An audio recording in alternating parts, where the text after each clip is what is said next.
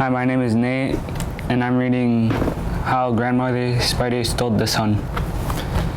When the earth was first made, there was no light. It was very hard for the animals and the people in the darkness. Finally, the animals decided to do something about it. I have heard this is something called the sun, said the bear. It is kept on the other side of the world, but the people, they will no share it. Perhaps we can steal a piece of it. All the animals agree that it was a good idea, but who would be the one to steal the sun? The fox was the first to try. He sneaked to the place where the sun was kept. He waited until no one was looking then he grabbed a piece of it in his mouth and ran.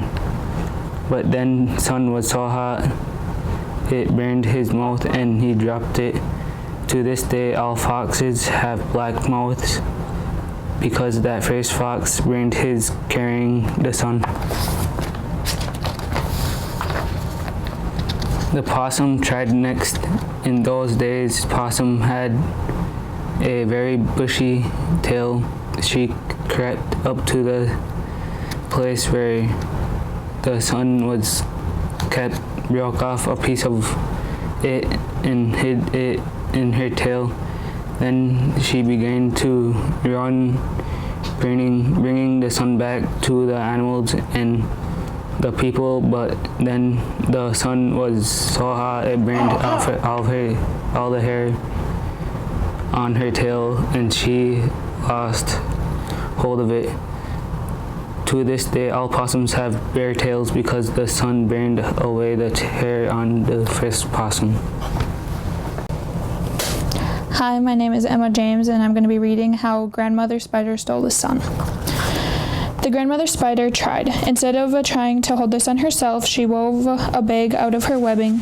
She put a piece of the sun in her bag and carried it back with her. Now the question was where to put the sun.